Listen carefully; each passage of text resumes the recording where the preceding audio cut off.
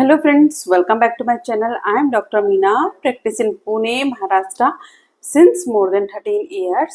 तो आज की इस वीडियो में मैं आपको कुछ ऐसे ट्रीटमेंट ऑप्शन बताने वाली हूँ जिससे कि आपके दो दांतों के बीच का जो गैप है वो आराम से कवर हो जाएगा एंड आपको कोई प्रॉब्लम भी नहीं होगी।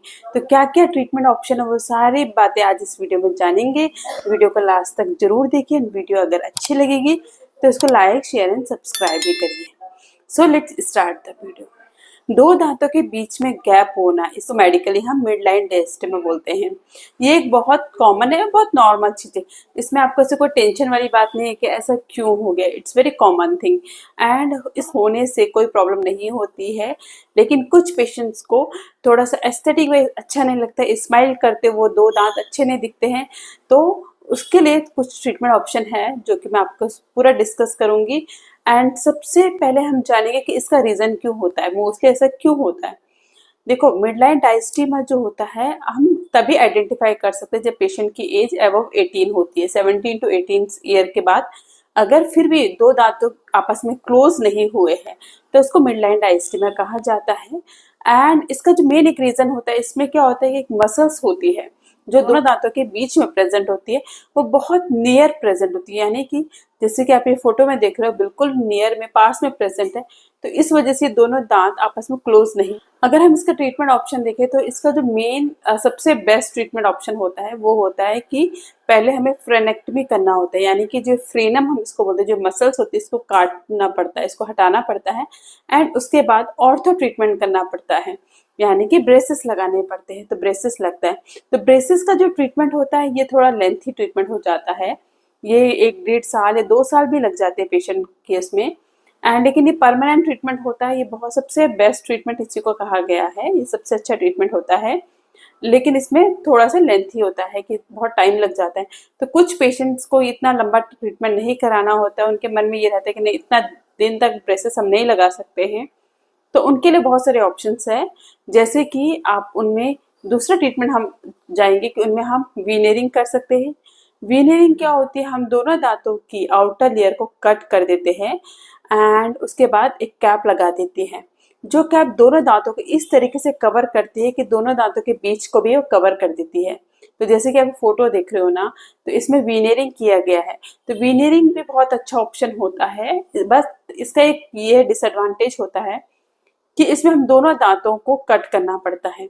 लेकिन इसका जो टाइमिंग होता है ये मैक्सिमम 1 हफ्ते के अंदर ही हो जाता है, क्योंकि जिस दिन दांत कटिंग होता है उसी दिन हम मेजरमेंट लेके लैब में भेजते हैं और 3 या 4 दिन के बाद लैब से बन के आता है एंड आपको आपके दांत आपको वो स्पेस आपका क्लोज हो जाता है। तो इसको हम वीनेरिंग कहते हैं। इसी तरीके से दूसरा ट्रीटमेंट होता है, उसको हम क्राउन बोलते हैं। क्राउन भी इसी तरीके से होता है। क्राउन में हम क्या करते हैं, चारों तरफ दांतों की चारों तरफ की लेयर को कट करते हैं एंड उसके ऊपर कैप लगा देते हैं। तो कैप भी इसी तरीके से बनाया जाता है कि जिससे कि दोनों दांत के स्पेस को क्लोज कर सके। तो इसको भी हम ये भी बहुत अच्छा ट्रीटमेंट होता है। ये भी 1 हफ्ते के अंदर पूरा हो जाता है एंड इसमें भी ऐसी कोई प्रॉब्लम नहीं होती है। आजकल तो बहुत अच्छी क्वालिटी के क्राउन आ रहे हैं, बिल्कुल जो दांत के कलर के दिखते हैं, जिरकोनिया जिसको बोलते हैं या ईएमएक्स जिसको बोलते हैं, उस तरीके के क्राउन आ रहे हैं।